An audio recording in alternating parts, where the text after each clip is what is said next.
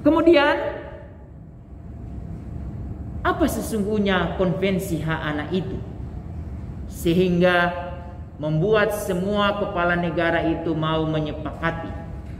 Dan kemudian setelah disepakati, sebuah negara itu harus meratifikasi, lalu kemudian mentransformasikan menjadi kebijakan dan program. Ibu bapak, konvensi hak anak itu adalah konvensi PBB tentang hak anak adalah perjanjian penting oleh negara-negara yang telah berjanji untuk melindungi hak-hak anak. Ada banyak hak-hak anak itu. Jadi ini perjanjian. Lalu kedua, konvensi hak anak menjelaskan siapa anak itu sesungguhnya. Yang kedua, konvensi itu membahas semua hak mereka. Tapi yang menarik ini menyangkut tanggung jawab pemerintah. Pemerintah hari ini sudah ambil bagian, yaitu mendiseminasikan agar konvensi hak anak ini diketahui oleh semua orang, terutama yang ada di ruangan ini, terpilih atas petunjuk dari Allah kepada panitia. Jadi ibu bapak kesini bukan bergerak atas maunya sendiri, tetapi atas gerakan dari Allah. Itu poin. Poin selanjutnya belajar tentang konvensi anak itu, semua hak anak itu saling terhubung, lalu semua hak sama pentingnya, dan hak tersebut tidak dapat diambil dari anak. Apa maksudnya yang terakhir ini? Ambil contoh, ada siswa kita menjadi tersangka, kemudian diproses oleh polisi. Itu tidak otomatis dia tidak punya hak untuk bersekolah. Jadi dia ditahan oleh polisi. Yang diambil oleh polisi itu cuma satu, hak untuk bergerak. Tetapi hak untuk bermain, hak untuk belajar, hak untuk mendapatkan layanan kesehatan, hak untuk berbicara dengan orang tua, itu semua harus diberi kepada anak.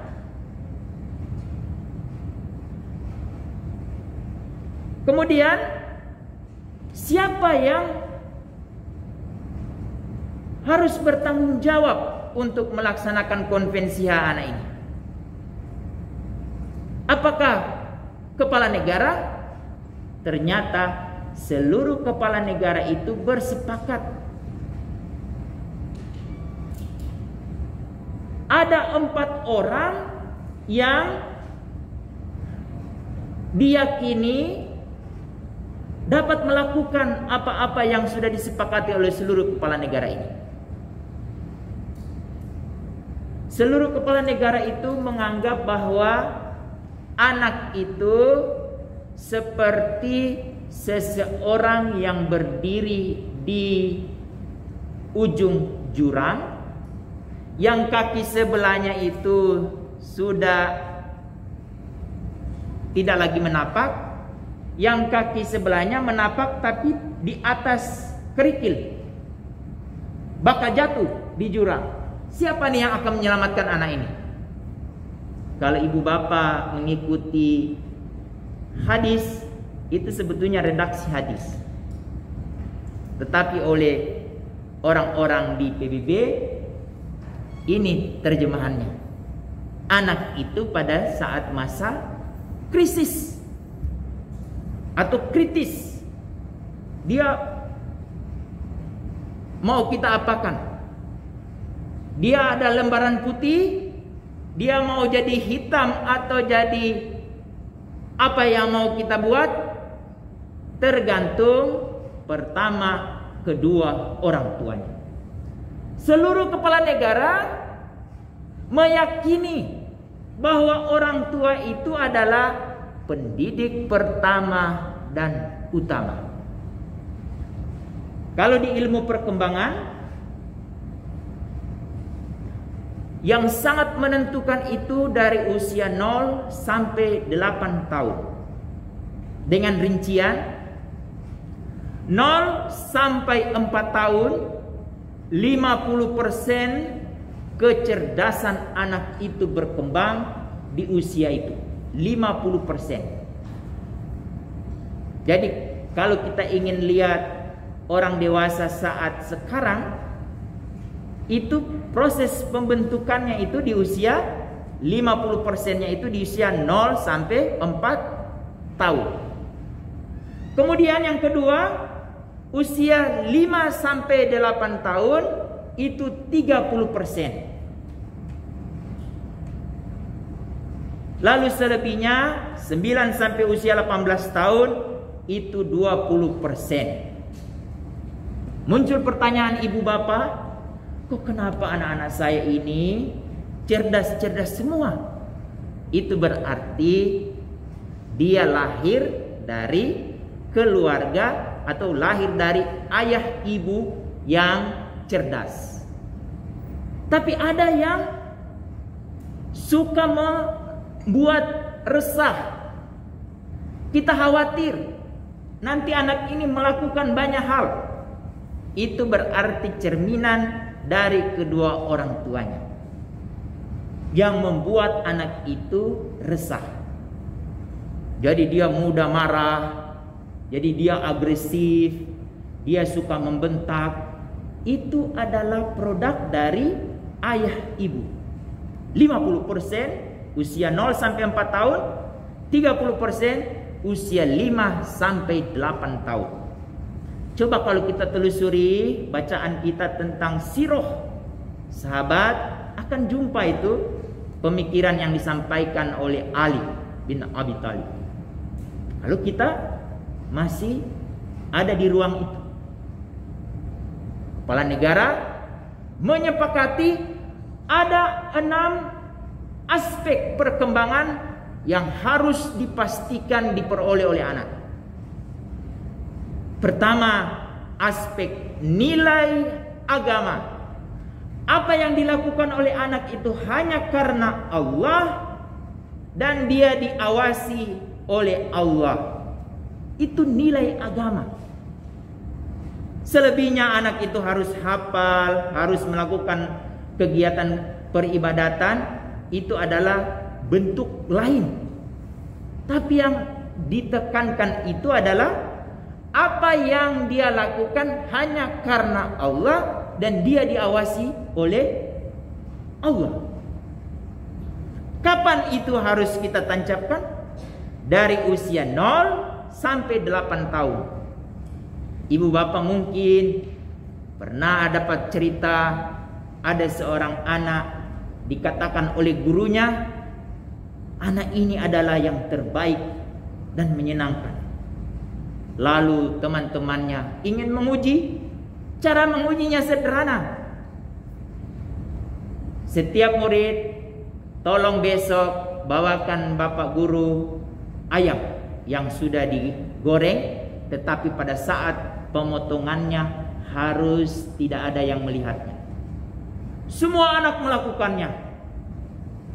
Tapi hanya ada satu anak yang tidak dapat melakukan dan dia tidak berani. Pada hari H, semua anak menyerahkan makanan yang terbaik, tapi satu anak yang dianggap oleh guru siswa yang terbaik tidak memberikan. Pertanyaannya, kenapa kamu tidak melakukannya? Karena saya mencari tempat di mana saya akan memotong ayam itu. Aku selalu dilihat oleh Allah. Ilmu ihsan itu bukan harus dikasih yang sudah sekolah, tapi ilmu ihsan itu dari usia 0 sampai 8 tahun. Kalau itu terjadi, apa dampaknya? Aspek yang kedua adalah aspek moral. Anak sudah tahu ini punya papa, ini punya bunda, ini punya kakak, ini punya nenek. Pada saat mau makan di meja, dia tidak berani mengambil. Bukan haknya. Moral. Siapa yang menancapkan ini? Ayah, ibu. Sebagai pendidik pertama dan utama. Kemudian aspek yang kedua adalah kognitif. Laboratorium terbaik di dunia itu ada di rumah. Pertama, laboratorium, ruang dapur. Ibu bapak, kognitif apa saja di sana bisa kita jelaskan. Dari beras, tomat, kompor, apalagi piring. Itu ibu bapak kalau dijelaskan oleh bundanya, semua profesi, semua bentuk, siapa yang melakukannya, itu akan diketemukan. Laboratorium selanjutnya, ruang makan, ruang tidur, halaman. Tetapi ibu bapak kalau kita flashback ke belakang, apakah itu dilakukan oleh semua orang tua? Ibu bapak, kalau sejak dari awal anak kognitifnya itu gurunya adalah ayah ibunya, pada saat dia di kelas 3 SD, ada seorang guru biologi menjelaskan berbagai hal, si anak itu akan mengirim sinyalnya kepada bundanya, terima kasih bunda, engkau telah memperkenalkan aku sejak dari awal hal-hal yang sedang dijelaskan oleh guruku hari ini. Tapi sekarang kebalik, semua diserahkan kepada guru di sekolah.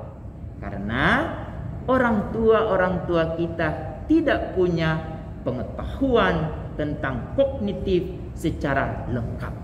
Ini poinnya. Poin yang ketiga adalah motorik halus, motorik kasar. Ibu bapak, para penerima piala atau medali olimpiade, apakah mereka itu produk di luar rumah atau dari di dalam rumah? Coba kita tanya, anak-anak yang menerima medali olimpiade besok ini, medali PON, apakah anak-anak ini produk di luar rumah atau dalam rumah? Coba bayangkan kalau sejak itu dipikirkan oleh ayahnya, motorik halus, motorik kasar, bimbingan dari guru olahraga akan semakin lengkap. Tetapi harus didukung oleh fasilitas. Karena orang tua ini jadi pejabat juga, dia tidak pernah memikirkan bahwa ruang bermain anak itu penting ada di level RT, di level RW.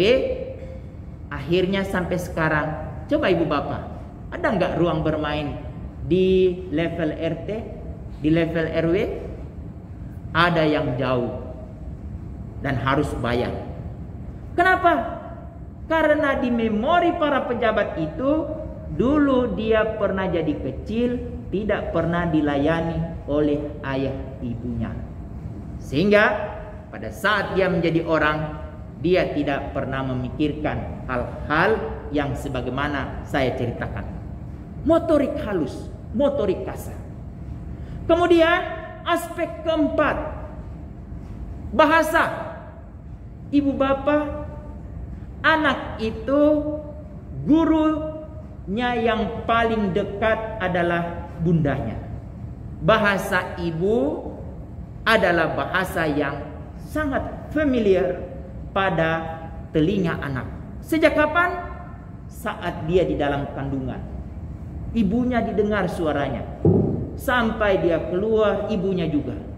Pada saat pemberian ASI, coba bayangkan kalau bundanya itu marah-marah, hasilnya anak juga akan marah-marah. Ini aspek harus berkembang dari usia 0 sampai 8 tahun. Apakah setelah 8 tahun kita baru, wah ini kayaknya dia harus diajarin bahasanya? Terlambat. Kelima, aspek psikologi. Aspek psikologi ini apa? Aspek psikologi tergantung pada saat usia dalam kandungan. Kalau ibunya suka dimarahi oleh suaminya, atau suaminya tidak pernah melengkapi pemenuhan istrinya yang sedang hamil, uring-uringan, akan keluar anak juga uring-uringan. Istrinya suka marah-marah, akan keluar juga anak suka marah-marah. Ada anak yang suka melempar, itu karena istrinya dulu disakiti oleh suaminya, lalu suka melempar. Itu ibu bapak kalau kita mau menelusuri. Cek, cari disertasi saya, ada bagian penjelasan tentang itu. Atau ada buku saya tentang resiliensi anak usia dini. Nah, kita ketik di Google itu ada, bisa beli di Shopee. Nah, saya bukan promosi. Ada itu.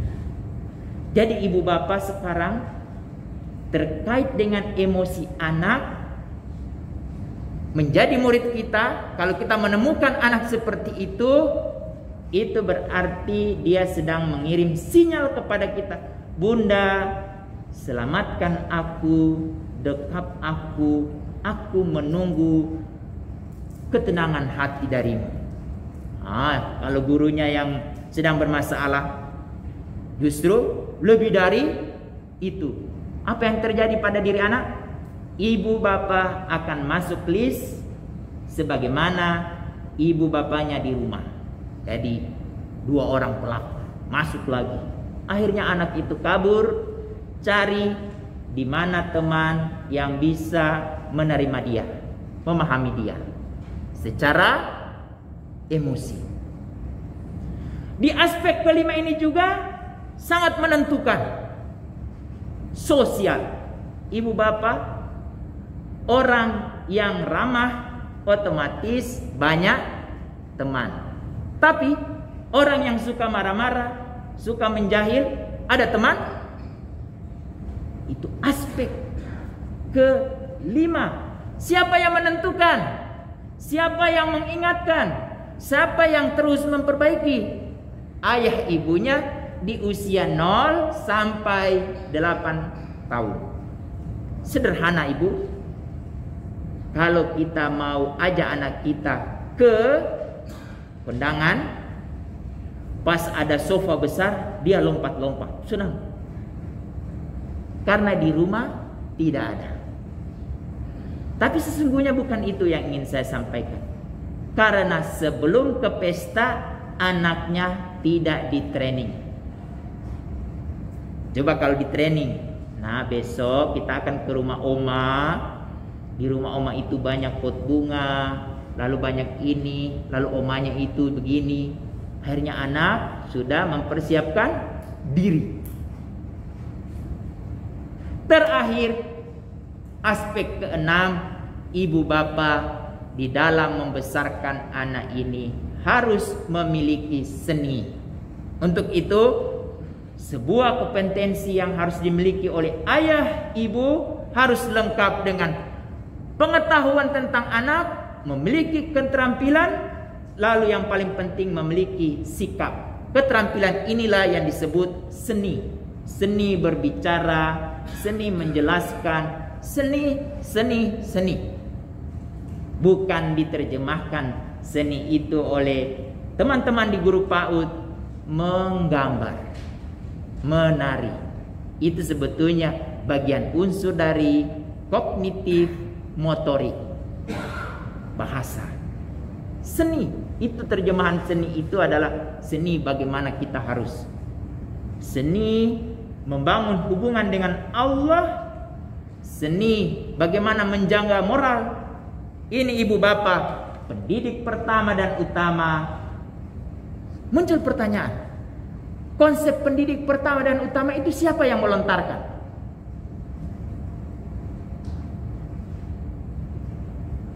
Kalau kita masih mengikuti surah Nabawiyah, ada yang paling akhir itu menjadi perjuangan beliau. Lalu ini yang paling penting, yang kedua, yang dapat menjamin hak anak ini adalah keluarga besar. Bapak Ibu, waktu tanggal 20 November tahun 89 ada satu hukum Islam yang diterima menjadi hukum internasional. Apa itu? Sistem kafalah. Nah, kalau kita ketik apa itu kafalah? Kafalah itu nanti akan keluar di Google kita lebih banyak terkait dengan ekonomi syariah. Siapa yang menjamin? Jadi kafalah itu adalah menjamin setelah ayah ibunya tidak ada, siapa yang menjamin anak ini bisa berkembang menjadi individu dewasa nanti? Yang mempraktekkan pertama sekali tentang kafalah itu, atau bukan pertama kali, tetapi yang memperlihatkan sistem itu tetap ada, yaitu pada saat ayah bunda Rasulullah tidak ada, yang mengambil alih pengasuhan Rasulullah adalah kakeknya. Kakeknya tidak ada, langsung diambil alih oleh pamannya. Bukan anak itu ditaruh di panti asuhan. Untuk itu, Indonesia melalui Kementerian Sosial sejak tahun 2011 merubah nama panti asuhan. Dulu ibu bapak masih kenal PSAA, Panti Sosial Asuhan Anak. Sejak 2011 itu dirubah namanya jadi Lembaga Kesejahteraan Sosial Anak, yang kemudian ada tambahannya, yang utama non panti. Jadi panti tetap ada, tetapi yang utama itu non panti. Siapa orang-orang itu yang harus bertanggung jawab? Coba kita buka ini keluarga ini. Di sana ada kakek, nenek, paman, bibi dari bagian ayah. Kakek, nenek, paman, bibi dari bagian bunda. Coba kita lihat kebaikan dari keluarga ini. Pada saat pesta, setiap pesta mereka yang tidak ada diada-adakan menjadi ada. Kenapa konsep ini tidak dipertahankan pada saat anak sedang bermasalah, tidak punya biaya sekolah? Nangkap apa yang saya maksudkan? Kalau di pesta, uang itu bisa ada. Tapi pada saat anak tidak punya seragam, keluarga ini di mana? Jangan jauh itu lagi. Pada saat anak narkoba, 8 orang ini kemana? Kenapa kita tidak gunakan konsep tentang wali? Kalau ada anak atau kalau ada keponakan perempuan lahir, ada berapa walinya langsung tuh? Tapi wali itu hanya berlaku pada saat akad nikah, atau hanya berlaku pada saat kalau keponakannya ini bermasalah dengan suaminya. Baru kemudian wali itu datang untuk menyelamatkan. Tetapi kenapa konsep itu tidak digunakan untuk semua masalah yang dihadapi oleh keponakan itu? Ini ibu bapak yang diinginkan oleh seluruh kepala negara itu, keluarga itu disadari akan menjadi tempat untuk berkembangnya kepribadian anak dan semangat anak dalam situasi serasi, suasana bahagia. Ini keluarga. Lalu yang ketiga, seluruh kepala negara meyakini bahwa masyarakatlah tempat di mana anak mempraktikkan apa yang dia dapat dari ayah ibunya, dari sekolah, itu di masyarakat. Berarti siapa di masyarakat ini? Pak RT, Pak RW, tokoh agama, tokoh masyarakat. Anak akan belajar bagaimana toleransi. Ini toleransi. Bagaimana setia kawan. Jadi ibu bapak, kalau ada tawuran, siapa yang bisa membantu saya untuk menganalisa kalau ada tawuran? Itu bertanda tokoh masyarakatnya sedang tidak ada.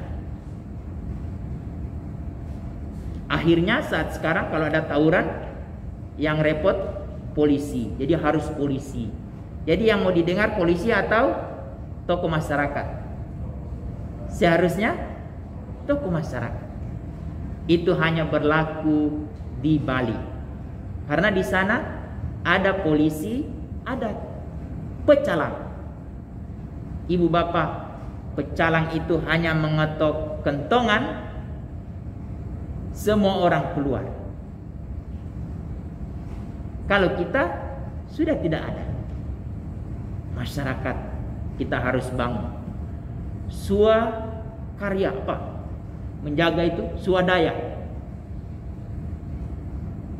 Lalu yang terakhir, ibu bapak, di konvensi, di bagian preambul, kalau kita mau pelajari itu sangat ditentukan oleh orang ini yang terakhir, para tokoh budayawan. Apakah sekarang di sekolah kita ada kelas untuk tokoh budaya mengisi kelas kita, memperkenalkan apa keunggulan para tetua-tetua di Tangerang? Ada? Keunggulan orang Banten? Ada? Keunggulan orang Sunda? Keunggulan orang Betawi? Ada? Keunggulan orang Batak? Ada? Ibu bapak yang menjaga nilai-nilai leluhur itu adalah para tetua-tetua. Nah, ini kalau bisa kita minta mereka turun gunung, datang ke sekolah-sekolah kita. Baru mulai sekarang di Jogja, dari usia dalam kandungan sampai usia 6 tahun itu ada secara adat dikembalikan nilai-nilai itu. Atau kalau kita belajar apa yang diinformasikan oleh Kuncoro Ningrat, ada 6 unsur kebudayaan. Ibu bapak, apa respon pasar pada saat Pak Jokowi memakai baju adat Banten?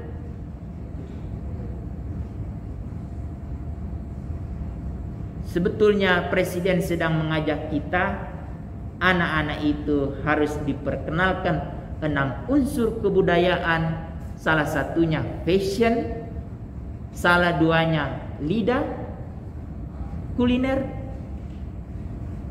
3, teknologi orang Banten itu apa? Supaya dia tidak mati.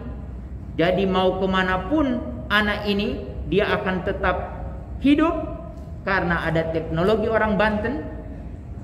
Lalu ada kepercayaan orang Banten. Apalagi ada 6 unsur kebudayaan. Bukan hanya menjadi materi ujian untuk para siswa. Siapa yang harus memperkenalkan ini? Adalah para tokoh budaya. Sampai di sini ada pertanyaan? Supaya ada bergantian. Ada pertanyaan? Dari 4 orang ini, adakah di ruangan ini? Angkat tangan di ruangan ini sebagai orang tua. Semua? Angkat tangan yang sudah punya keponakan. Semua kan? Angkat tangan menjadi warga RT. Semua. Angkat tangan yang menjadi tetua kampung. Guru-guru semua kan tetua kampung. Tepuk tangan untuk kita semua.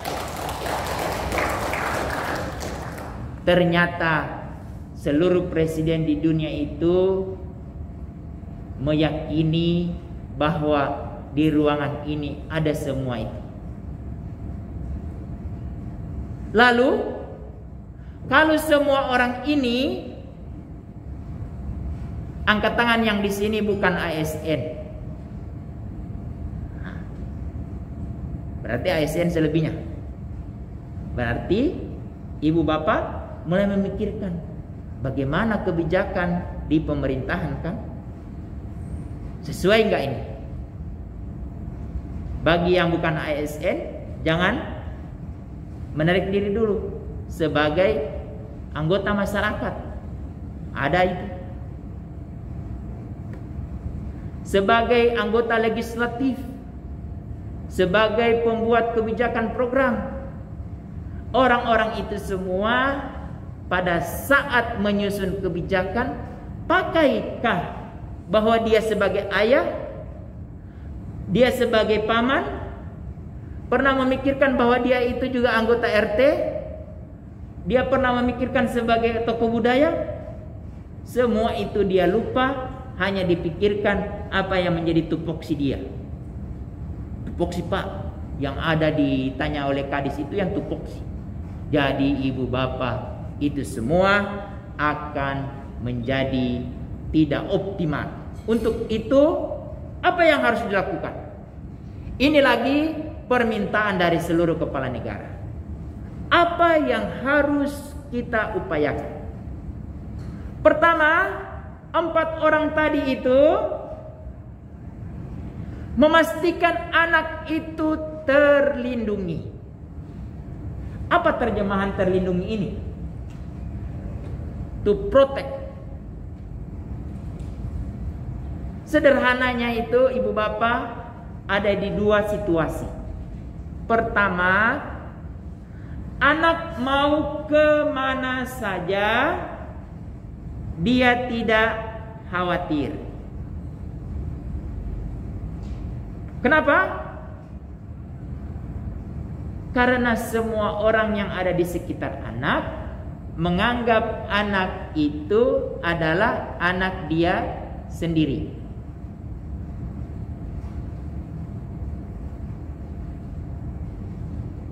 Pada saat mana? Apakah sebagai orang tua sesungguhnya, keluarga, masyarakat, atau tokoh budaya?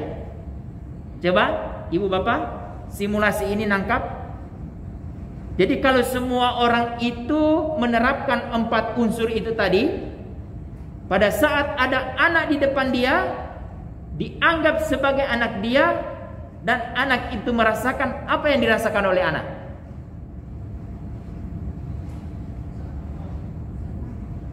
Meskipun di depan itu ada orang yang galak, tetapi orang galak itu dengan anak dia tidak bakal galak. Ini yang harus kita bangun. Suasana ini, situasi ini. Kita turunkan kita sebagai guru, berarti di sekolah. Bagaimana sekolah itu membuat anak merasa aman, nyaman, dia terlindungi, karena di sana semua warga sekolah menganggap dia adalah anak dia sendiri. Itu yang pertama.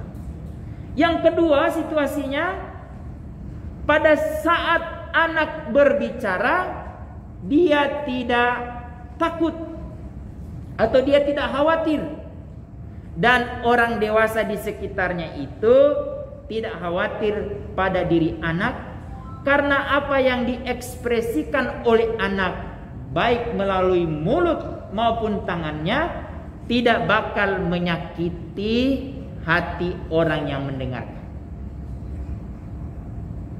Ini berarti butuh penyiapan diri, pelatihan bagaimana nak kalau mau ketemu dengan siapapun harus meninggikan akhlakmu. Ini akhlak. Kembali lagi, apa yang keluar dari mulut anak, apa yang keluar dari tangan anak itu hanya karena Allah. Poin aspek pertama tadi. Itu ibu bapak, bagaimana kita bisa ciptakan anak itu merasa terlindungi. Lalu yang kedua, to respect. Ibu bapak sering nonton bola kaki? Ada di emblem, salah satu emblem pemain itu adalah to respect. Karena to respect itu adalah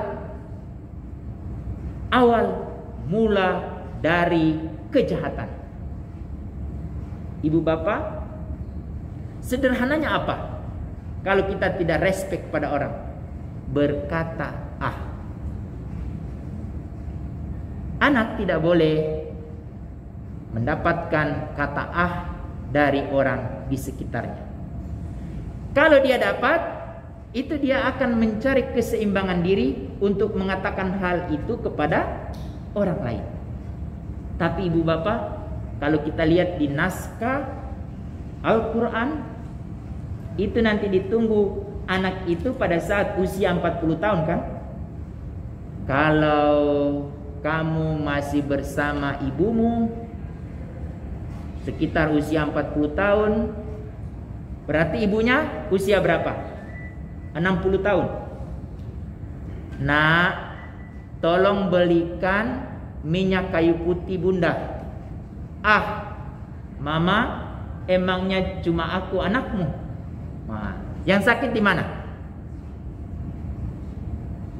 Siapa yang menginvestasikan kata ah itu kepada anak itu? Apalagi kalau anak itu, saya ini kepala sekolah, masa disuruh lagi sama bunda? Nah, tepuk tangan yang masih punya bunda. Berkata ah kepada bunda tidak boleh.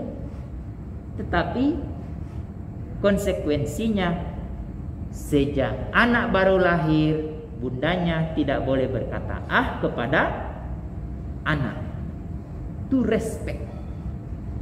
Ilmu saya kriminologi, belajar orang jadi jahat.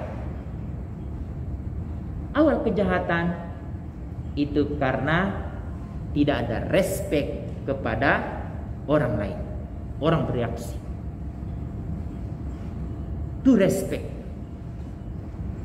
Untuk itu ibu bapak, bagaimana kita harus memastikan anak-anak kita merasa lahir menjadi manusia, dia berkembang menjadi manusia, dan dia meninggal sebagai manusia. Karena apa? Dia memiliki harkat, martabat sebagai manusia. Itu poinnya.